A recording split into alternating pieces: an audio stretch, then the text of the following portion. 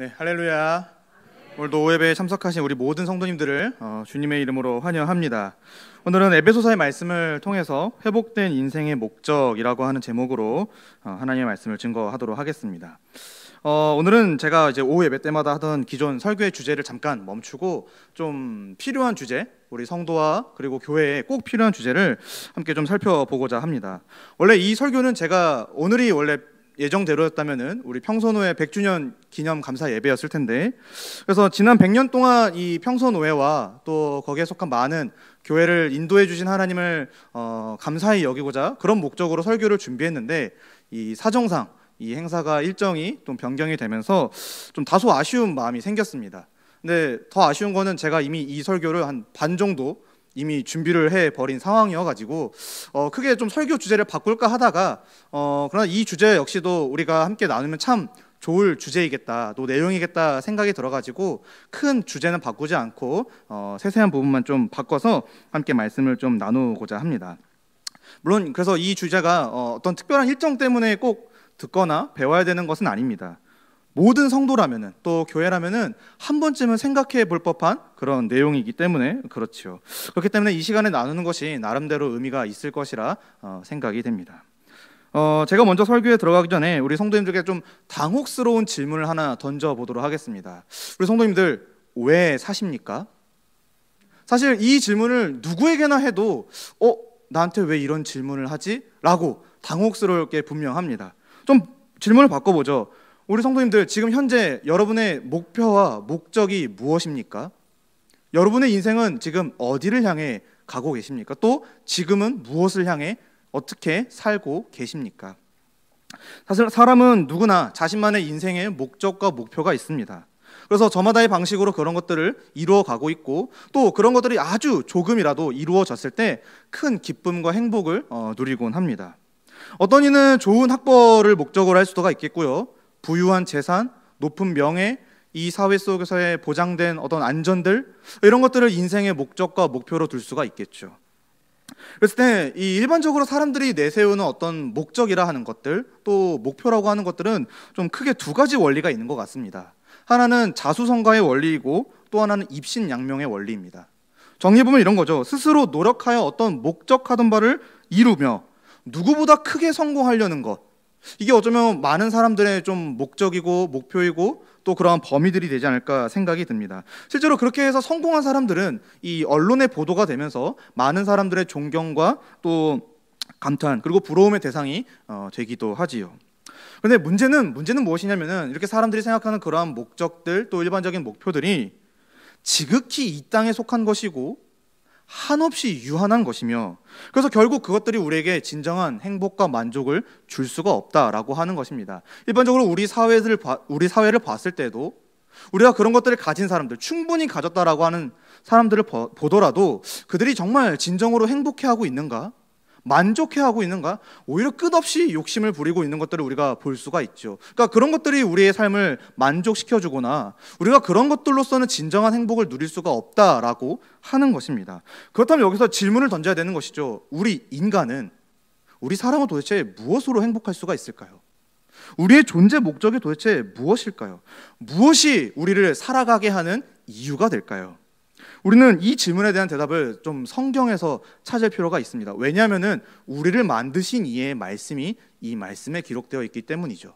즉 창조주에게서 그 답을 찾아야 합니다.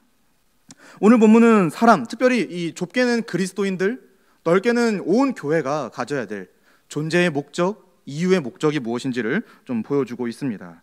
사람들이 진정으로 만족하지도 못하고 행복하지도 못하는 이유는 그 인생의 목적을 자기 자신에게서 찾기 때문입니다. 즉 유한한 인간이기 때문에 언제나 그 목적과 목표 역시도 유한하고 또 한계가 있을 수밖에 없다라고 하는 것이지요. 그러나 성경은 인간의 목적이 무엇인지를 창조주 하나님께 근거하여, 기초하여 우리에게 알려주고 있습니다. 그가 바로 창조주로서 우리에 대한 아주 본질적인, 또 본래의 그 목적을 잘 알고 계시기 때문입니다. 그래서 사람의 제일 되는 목적이 무엇인가, 궁극적인 인생의 방향이 무엇인가, 이게 오늘 우리가 함께 생각해 볼 주제입니다. 그래서 본문을 통해서 창조주께서 의도하신 그리고 이제는 또 회복되었다라고 말할 수가 있는데, 회복된 사람의 제일 되는 목적을 우리가 함께 좀 생각해 보고자 합니다. 그래서 이 시간을 통해서 우리 각 사람의, 또 우리 온 교회의 인생의 또 존재의 궁극적인 목적과 이유를 발견하고 그것에 우리가 함께 순종하는 은혜가 있기를 원합니다. 오늘 말씀을 보시죠. 오늘 말씀 3절에 보시면은 찬송하리로다 라고 사도 바울이 고백을 하고 있습니다. 오늘 우리가 읽은 이 에베소서라고 하는 성경은 옥중서신이라고 하는데, 사도 바울이 감옥에 갇혔을 때 쓴 편지입니다. 그래서 이 에베소 지역, 에베소라고 하는 지역에 있는 모든 교회와 성도들을 권면하고 위로하기 위해 쓴 편지가 바로 이 에베소서이지요. 그래서 이 편지는, 이 성경은 우리가 지금 현재 주일 오전에 듣고 있는 사도행전과 또 들었던 고린도전서 를 비롯하여 교회가 어떠한 곳인지를 좀 잘 설명해주는 그런 귀한 성경이기도 합니다. 그랬을 때 사도 바울이 이제 1, 2절에서 자신을 소개하죠. 그리고 에베소 교회에 인사를 한 후에 방금 읽은 것 같이 찬송하리로다 라고 고백을 하며 편지를 시작합니다.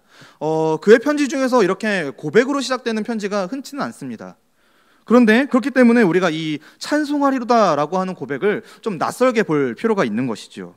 또 한편으로는 그의 짧은 이 한마디 고백, 좀 몇 글자 안 되죠. 찬송하리로다. 이 몇 글자 안 되는 이 짧은 고백 안에 우리가 정말 깊이 생각해 볼 점들이 있는데, 그 중에 먼저가 찬송하리로다. 이 고백이 사실 이전까지, 사도 바울도 그랬고 우리 역시도 마찬가지인데, 이전까지 할 수 없던 고백이었다라고 하는 것입니다.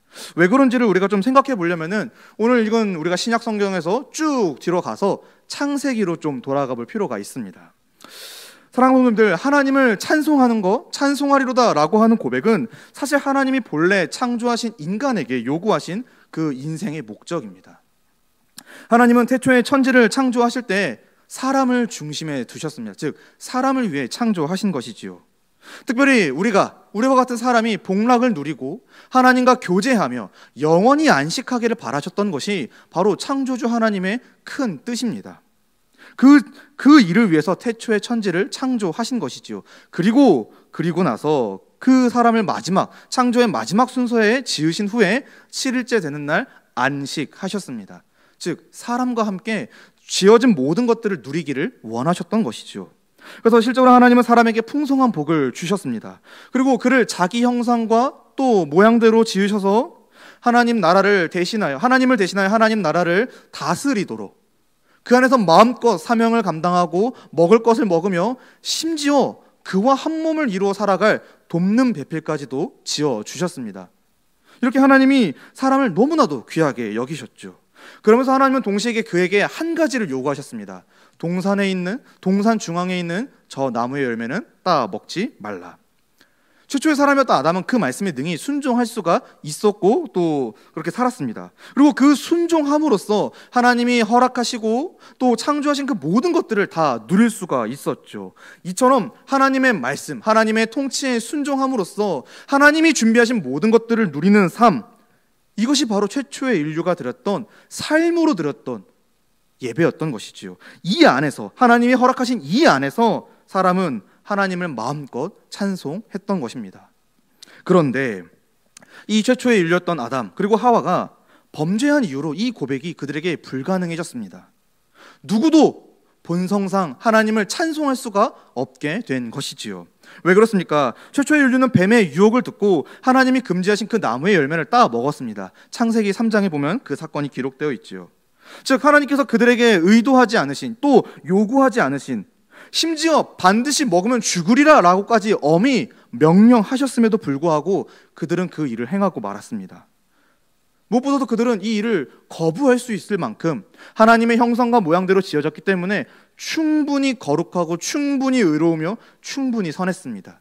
그런 그들이 그 일을 범하고 말았지요. 그랬을 때 그들이 이 일을 행한 이유는 딱 한 가지 분명했습니다. 하나님과 같이 되길 원했기 때문입니다. 바꿔 말하면 하나님 나라의 왕이신 하나님을 인정하지 않고 오히려 자신이 하나님과 같은 왕이 되기 위하여, 내가 하나님이 되기 위하여 그 일을 행했다라고 하는 것입니다. 그래서 그분이 받으셔야 할, 왕이신 하나님이 받으셔야 할 모든 존귀와 영광을 자신이 취하기를 원했던 것이 바로 사람이 범죄한 이유인 것입니다. 그래서 그 죄를 범하고 말았죠. 그랬을 때 죄를 범한 사람은 그럼 하나님과 같이 되었습니까? 아니요, 그렇지 않죠. 오히려 그들이 기대하지 못했던, 기대 이상이라고 할까요? 기대하지 않았던 전혀 다른 방향의 결과들이 펼쳐지고 말았습니다. 무엇입니까? 이전까지 누리던 풍성한 복이 저주로 바뀌게 되었고, 하나님과의 관계가 끊어졌고, 심지어 하나님이 그들을 위하여 만드신 에덴 동산이라고 하는 하나님 나라라고 하는 그곳에서 추방되기까지 했습니다. 이처럼 사람은 인생의 목적을 그 한순간에 잃어버리고 만 것이지요.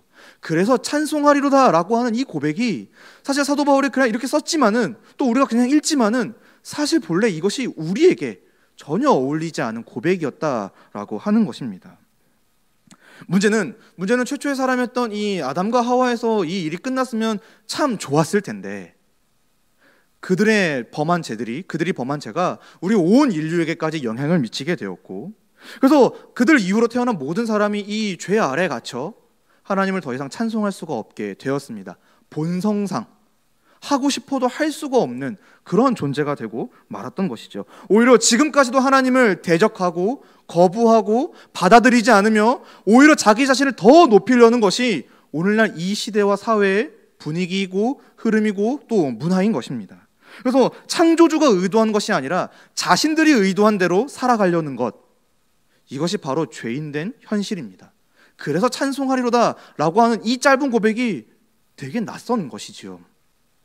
그 증거로 현대인들의 마음에 원하는 바가 전부 자신의 만족, 자신의 마음에 드는 것, 자신의 행복에 치우쳐져 있습니다. 심지어 하나님마저도 내 행복을 이루기 위한 어떤 수단으로서의 하나님으로 받아들이고 있는 것이 오늘날 이 현대인들의 문제점이고 죄인들의 모습인 것이지요. 그러면서 하나님으로부터 나지 않은 이 세상에 속한 온갖 정욕과 자랑을 전부라고 생각하며 그것이 내 인생의 전부야, 내 인생의 궁극적인 목표 지점이야 라고 살아가는 것이 오늘날의 사람들의 모습인 것입니다. 그래서 요한일서 2장 16절에 이는 세상에 있는 모든 것이 육신의 정욕과 안목의 정욕과 이생의 자랑이니 다 아버지께로부터 온 것이 아니요 세상으로부터 온 것이라. 이 세상으로부터 난 것들을 사람들이 추구하고 있다라고 하는 것이지요. 왜요? 내가 왕이 되고 싶으니까요. 내가 하나님과 같이 되고 싶으니까요. 그런데 그렇기 때문에 이 찬송하리로다 고백이 또 한편으로는 반전 드라마인 것이죠. 그런데 이제 우리 가운데에 놀라운 일이 벌어진 것입니다. 바로 본성상 하나님을 찬송하리로다 라고 고백할 수 없던 자들이 찬송하리로다 라고 고백할 수가 있게 되었습니다. 사도 바울은 사람이 이러한 비참한 상태, 아주 끔찍한 상태에서 벗어나 하나님을 향하여 본래 목적대로 회복되었다, 이제 사는 것이 가능해졌다라는 것을 알고 믿어 편지를 시작하며 이렇게 고백한 것입니다. 찬송하리로다. 성경은 이것을 가리켜 복음이라고 합니다. 이전까지 하나님을 높이거나 예배할 수 없던 자들이 이제 하나님을 마음껏 예배하고 높일 수가 있게 된 것이지요. 찬송하리로다. 그래서 사실 이 짧은 구절을 우리가 아주 깊이 묵상해 볼 필요가 있는 것입니다. 그렇다면 이제 우리에게 또 다른 질문이 생깁니다. 어떻게 그 고백이 가능해졌습니까? 이제 그 다음을 보시죠. 찬송하리로다. 하나님 곧 우리 주 예수 그리스도의 아버지께서 그리스도 안에서 하늘에 속한 모든 신령한 복을 우리에게 주시되. 사도 바울이 찬송하리로다 라고 하는 고백이 어떻게 가능해졌습니까? 예, 하나님 곧 우리 주 예수 그리스도의 아버지께서 그리스도 안에서 하늘에 속한 모든 신령한 복을 우리에게 주셨기 때문입니다 라고 대답하고 있습니다. 즉 바울은 하나님이 그리스도 안에서 이 하늘에 속한 신령한 복이라는 것을 우리에게 주셨기 때문에, 그래서 그분을 믿는 모든 자가 이 복을 받았기 때문에 찬송하리로다 라고 고백할 수 있게 되었다라고 하는 것이지요. 그래서 우리가 찬송할 수 있는 데는 분명한 이유와 근거가 있습니다. 우리는 그냥 교회를 다녔으니까 예배 드리는 것이 아니고, 우리는 그냥 어렸을 때부터 신앙생활 했으니까 기도할 수 있는 게 아니라 하나님이 그리스도 안에서 우리에게 하늘에 속한 모든 복을 주셨기 때문에 예배할 수 있고 찬송할 수가 있는 것이고 기도할 수가 있는 것입니다. 우린 이걸 믿어야 하는 것이지요. 그래서 이 또 3절을 우리가 좀 나눠서 이제 자세히 살펴볼 텐데, 첫 번째로 그럼 이 복을 주시는 분이 누군가를 좀 주목할 필요가 있습니다. 바로 하나님 곧 우리 주 예수 그리스도의 아버지이십니다. 이 표현은 무엇입니까? 바로 하나님과 우리가 믿는 예수 그리스도와의 관계가 어떤 관계인지를 설명해주는 구절이죠. 곧 성부 하나님과 성자 하나님께서 영원한 사랑이라고 하는 연합의 관계를 이루어 삼위일체로서 존재하신다 라고 하는 아주 심오한 구절인 것이죠. 중요한 점은 이 삼위일체를 설명하려는 것이 아니라 그렇게 존재하시는 전지전능하신 하나님 그 아버지께서 우리에게 복을 주신다라고 하는 사실입니다. 그 하나님, 창조주 아버지께서 우리에게 복을 주신다라고 하는 것이죠. 왜 그렇습니까? 바로 그분이야말로 모든 복과 생명의 근원이시기 때문입니다. 그래서 우리가 그런 찬송도 있죠. 만복의 근원 하나님. 하나님이 복의 근원이시기 때문에 복을 주실 수가 있는 것입니다. 그래서 우리가 하나님을 찬송하는 것입니다. 두 번째로 하나님이 그 복을 어떻게 주십니까 했을 때 아버지께서 그리스도 안에서 우리에게 주셨다라고 하는 것입니다. 하나님 아버지는 우리에게 복을 주십니다. 어떻게요? 그리스도 안에서. 자기의 아들을 통하여서 복을 주시는 것입니다. 언제나 하나님이 복을 주시는 방법은 예수 그리스도 안에서입니다. 바꿔 말하면 예수 그리스도 안에 있지 아니하는 자들은 하나님이 주시고자 하시는 복을 받을 수가 없습니다. 안에 있는 자들이 복을 받는 것입니다. 그런 이유로 여러분들, 우리 성도님들은 너무 귀한 존재들이시죠. 왜 그렇습니까? 그리스도 안에서 복을 받은 자들이기 때문입니다. 복을 받아 이제 찬송하리로다 라고 고백하는 자들이기 때문에 너무나 귀한 것이지요. 그래서 예수 그리스도, 믿음으로 우리가 예수 그리스도와 연합했기 때문에 이제 하나님이 주시고자 하시는 모든 복을 받아 누리는 자들이 되었습니다. 예수님이 이렇게 말씀하십니다. 요한복음 15장 4절에서 5절 말씀에 내 안에 거하라 나도 너희 안에 거하리라. 가지가 포도나무에 붙어있지 아니하면 스스로 열매를 맺을 수 없음 같이 너희도 내 안에 있지 아니하면 그리하리라. 나는 포도나무요 너희는 가지라. 그가 내 안에 내가 그 안에 거하면 사람이 열매를 많이 맺나니 나를 떠나서는 너희가 아무것도 할 수 없습니다. 그리스도 안에서 받는 것입니다. 그리스도 안에서. 세 번째로, 그럼 이 복, 하나님이 주시는, 그리스도 안에서 주시는 복이 무엇입니까? 바로 하늘에 속한 모든 신령한 복입니다. 이 복은 신령한 복입니다. 바꿔 말하면 성령님을 통하여 받게 되는 그런 영적인 복이라고 하는 것이지요. 왜 그렇습니까? 성령님께서 하시는 일이란 바로 그런 일이기 때문에 그렇습니다. 곧 성부와 성자께서 우리를 향하여 뜻하신 그 모든 계획과 모든 은혜와 모든 복을 우리 가운데 적용시켜 주시는, 우리 가운데 나타내어 주시는 일들을 성령이 하시기 때문에 그렇습니다. 그래서 신령한 복인 것이고, 그랬을 때 하나님이 이 복을 아주 찔끔, 아주 잠깐 주시는 게 아니라 모든 복을 주신다라고 하는 것입니다. 필요한 만큼, 충분한 만큼을 우리 성도님들에게 주신다라고 하는 것이죠. 그 모든 복을 받아 우리가 예배하고 있는 것입니다. 그래서 하늘에 속한 모든 신령한 복을 하나님 아버지로부터 그리스도 안에서 우리가 받았습니다. 정리해볼까요? 사도 바울은 하나님이 그리스도 안에서 성령을 통하여 주신 구원의 복으로 말미암아 이제 하나님을 찬송하고 있는 것입니다. 이처럼 삼위일체 하나님, 우리의 믿음의 대상이시죠. 삼위일체 하나님의 구원하심이 사도 바울뿐만이 아니라 오늘을 살아가는 예수 그리스도를 믿는 저와 여러분에게도 동일하게 은혜를 베풀고 계신다라고 하는 것입니다. 우리 역시 그리스도 안에서 성령을 통하여 받은 하나님의 구원의 복, 모든 신령한 복을 받았습니다. 그래서 우리는 이제 고백합니다. 찬송하리로다. 이것이 우리가 가능한 이유인 것이지요. 4절에 보시면 곧 창세전에 그리스도 안에서 우리를 택하사 우리로 사랑 안에서 그 앞에 거룩하고 흠이 없게 하시려고. 사랑하는 성도님들, 더 놀라운 사실은 무엇인지 아십니까? 하나님께서 여러분에게, 우리 성도님들에게 이 복을 주시기 위해서 창세 전부터 계획했다라고 하는 것입니다. 창세 전부터 모든 일을 계획하시고 역사 속에서 이 일들을 진행하셨으며 이제 지금을 살아가는 우리에게 그 일들을 나타내어 주고 계신다라고 하는 것입니다. 먼저 하나님은 이 복을 받을 자들을 그리스도 안에서 택하시고 또 5절 말씀에는 예정하셨습니다. 여기서 이 두 가지 표현을 우리가 주목해야 합니다. 택하셨다, 또 예정하셨다. 이제 헬라어 단어로 보게 되면 이 두 단어는 모두 하나님의 주권과 관련된 단어입니다. 그래서 택하다라고 하는 뜻은 목적을 갖고, 하나님이 목적을 갖고 많은 것 가운데 그 대상을, 구체적인 대상을 골라내신 것, 선택하신 것이라는 의미가 있고, 또 예정하셨다라고 하는 것도 마찬가지로 하나님이 구원을 위하여 큰 뜻을 이루어 내셨다, 그 일을 하기로 결정하셨다라고 하는 의미가 있습니다. 즉 하나님이 지금 주권적으로 그 사람을, 그에게 복을 주기 위해 하나님이 창세 전부터 뜻하여 계획하셨고 그 일들을 이루어내셨다라고 하는 것입니다. 하나님이 지정하여 저와 여러분을 복 주신 것입니다. 이게 은혜가 아니고 무엇이 은혜겠습니까? 하나님이 여러분을 지정하여 복을 주신 것입니다. 그리스도 안에서 성령을 통하여 그 창세 전부터 준비된 모든 복을 주시기로, 특별히 하나님을 예배하는 복을 주시기로 예정하셨습니다. 또한 하나님께서는 그 뜻을 이루시기 위해 온 세상과 각 개인의 인생을 섭리하셨습니다. 즉 그냥 마음으로 창세전에 하나님이 쟤를 구원해야겠다라고 마음으로 정한 것이 아니라 실제로 그 뜻을 이루기 위해 역사 속에서 활동하셨다라고 하는 것입니다.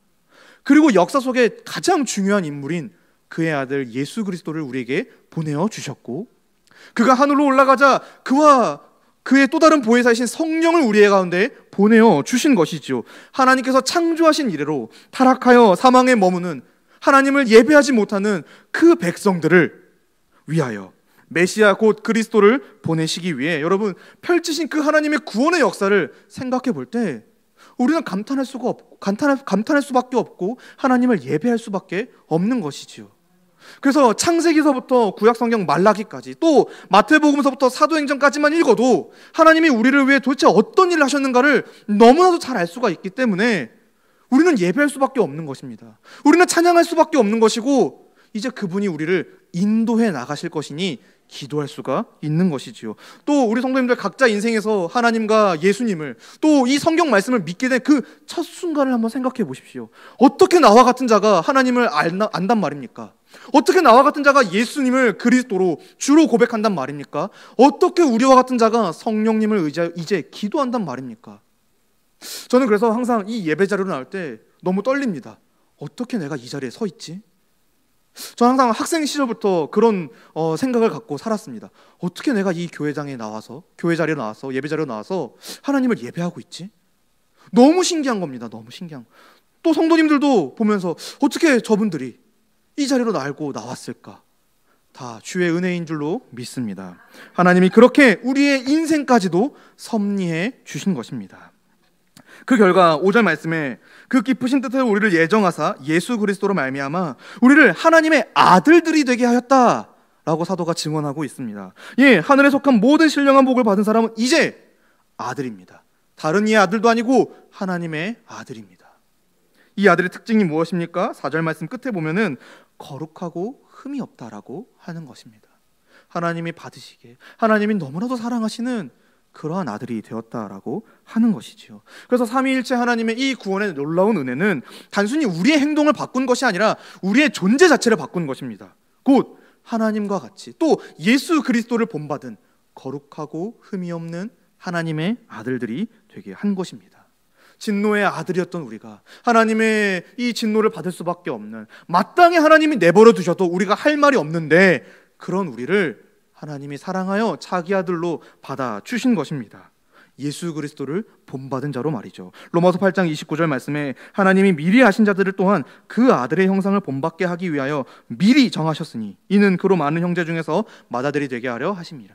예수님이 여러분을 또 저를 그 아들 되게 해 주신 것입니다. 그래서 이제 우리는 예수님과 같이 예수님처럼 예수님을 본받아 하나님을 알고 하나님과 교제하고 하나님을 높이며 하나님과 함께하는 인생이 된 것입니다. 또 구원받은 이 신자와 교회는 어떻습니까? 하나님의 자녀로서 하나님께 예배드릴 뿐만이 아니라 계속해서 강조했지만 그리스도 안에서 이제는 하나님을 아버지라 부르는, 아빠 아버지라 부르는 그 은혜를 입었고, 그래서 이제 하나님 앞에 당당하게 기도할 수가 있습니다. 왜 그렇습니까? 그리스도 안에서 우리가 십자가로 하나님과의 관계가 회복되었고 하나님의 통치를 올바르게 순종할 수 있는 그 능력을 성령을 통하여 받았기 때문입니다. 그러므로 우리는 이제 자녀와 같이 살아야 합니다. 이제 우리는 자녀가 되었고 우리는 앞으로 영원히 자녀가 될 것입니다.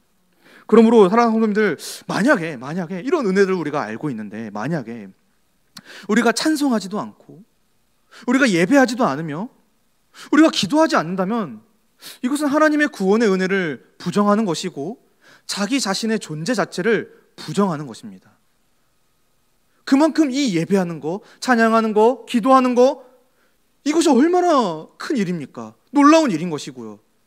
그러므로 우리는 이 예배하고 찬양하고 또 기도하는 그 모든 순간순간마다 하나님의 은혜를 깊이 생각해야 합니다. 내가 어떻게 이렇게 찬양할 수가 있게 되었을까? 내가 어떻게 이 자리에 앉아 하나님의 말씀을 듣고 있고 그 말씀으로 어떻게 하나님을 아빠, 아버지라 부르며 기도할 수가 있을까?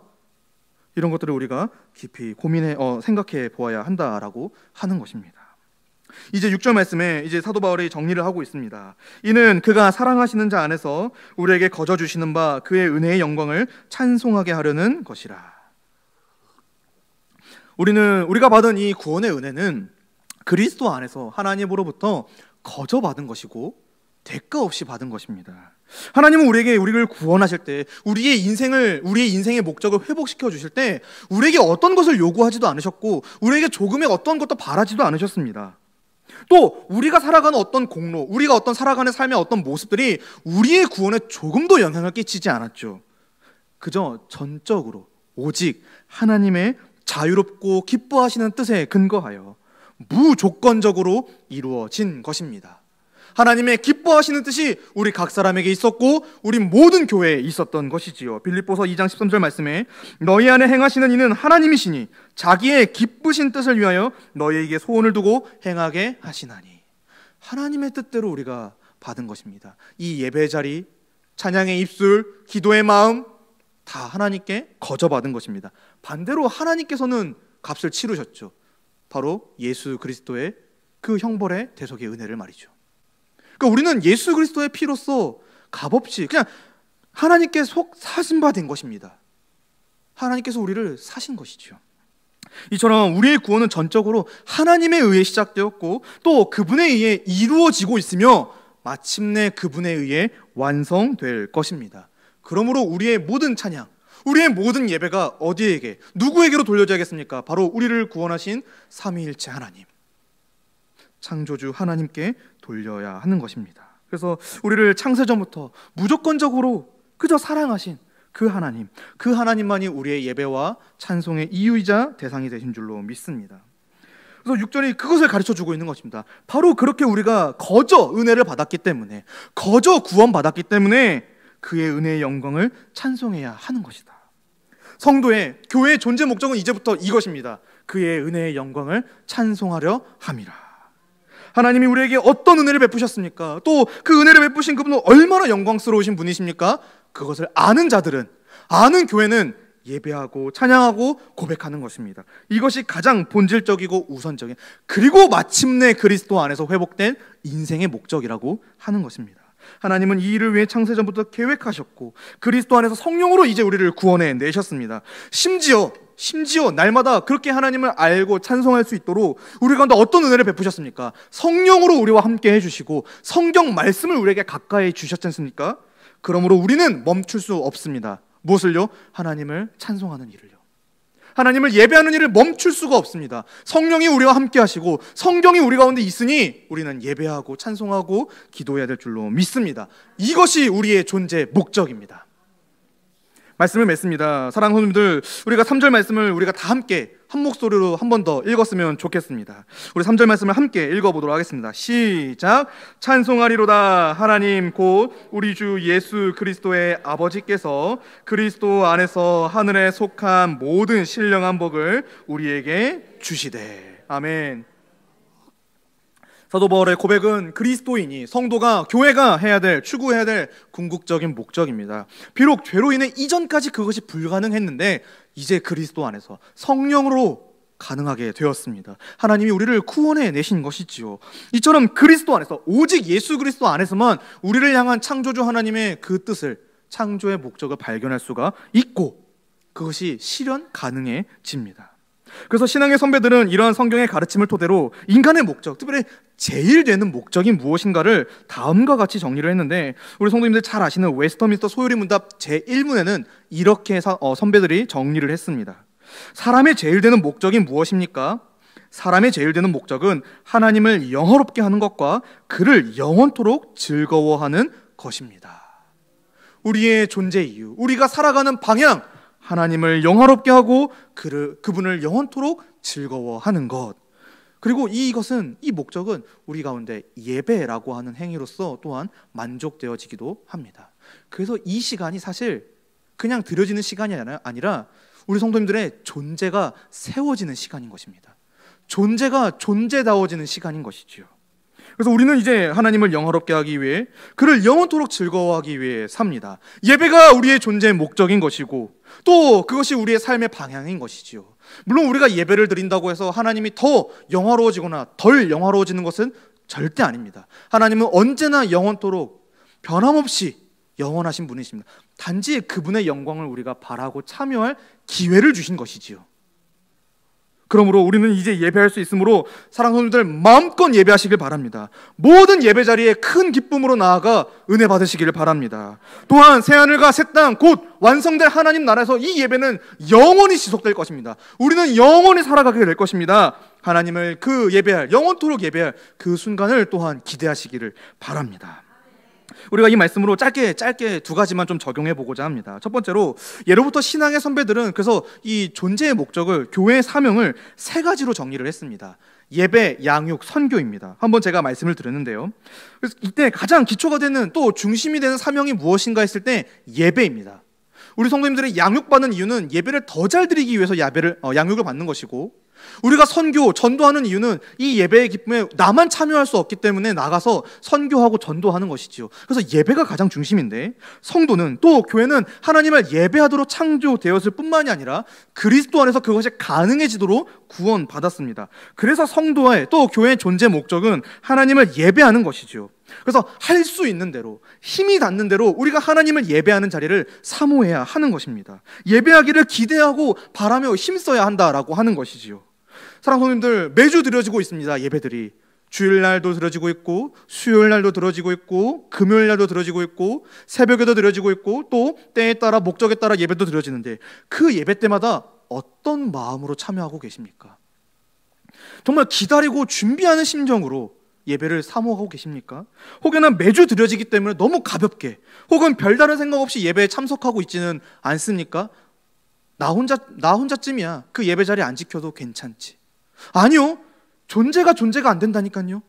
존재로서 이 자리에 나와야 되는데 예배에 빠지는 게 그만큼 위험한 것입니다. 그래서 우리는 이 예배를 다시 한번 좀 진지하게 생각해 볼 필요가 있겠고요. 두 번째로, 저는 이런 측면에서 우리 신앙교육, 주일학교의 방향이 바로 이것이어야 된다라고 생각이 듭니다. 곧 주일학교 학생들이, 혹은 우리 어린 자녀들이 인생의 목적을 이 세상이 아닌, 이 세상의 가치가 아닌 하나님과 그분의 영광을 바라고 즐거워하는 것에 둘 수 있도록, 하나님을 예배하는 것이 제일된 목적이라고 스스로 고백할 수 있도록 교육하는 것이 바로 주일학교의 사명이고 또 신앙교육의 목적이라고 생각이 듭니다.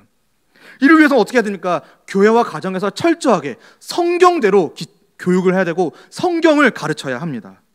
그리스도 안에서 성숙해진 어른으로서 우리가 다음 세대에게 이 말씀을 잘 전달해야 하는 것이죠. 가정에 있든 교회에 있든. 그래서 우리는 좀 돌아봐야 합니다. 우리 현재 주일학교 이 각 부서와 각 가정에서 이 신앙교육이 제대로 이루어지고 있는가? 혹여나 쉬쉬하고 있진 않는가? 혹은 책임을 떠넘기고 있지 않나? 교회에서 잘 가르쳐 주겠지. 가정에서 잘 하겠지. 이런 식으로 이 신앙교육을 너무 가볍게 또 생각하고 있지 않는가 돌아볼 필요가 있겠고, 또 이 다음 세대들에게 우리가 이 예배의 기쁨, 우리 인생의 목적을 알려줄 만큼 나는 과연 이 인생의 목적들을 말씀을 통하여 잘 생각하고 믿고 그렇게 누리며 살아가고 있는가? 나 자신도 점검해 볼 필요가 있을 것입니다. 아무쪼록 우리가 이 말씀을 통하여서 우리 성도님들 평생토록 하나님을 찬송하고 예배하는 일에 힘쓰시기를 바라고, 또 그렇게 회복된 인생의 목적으로서 끝까지, 구원의 날까지 하나님과 함께하며 또 그 가운데 형통함을 누리는 우리 귀한 은혜가 있기를 주님의 이름으로 간절히 축복합니다. 함께 기도하겠습니다. 하나님 아버지, 오늘 우리에게 귀한 말씀과 교훈을 허락해 주셔서 감사합니다. 우리가 이전까지 하나님을 알지도 예배하지도 못했으나 이제는 그리스도 안에서 우리를 구원하여 하나님을 예배하는 인생이 되게 해주셔서 감사합니다. 하나님 아버지를 예배하는 일을 귀하게 여기게 하시고, 교회에서뿐만이 아니라 각자의 삶의 자리에서도 하나님의 영광을 드러낼 수 있도록 인도하여 주시옵소서. 예수님의 이름으로 기도합니다. 아멘.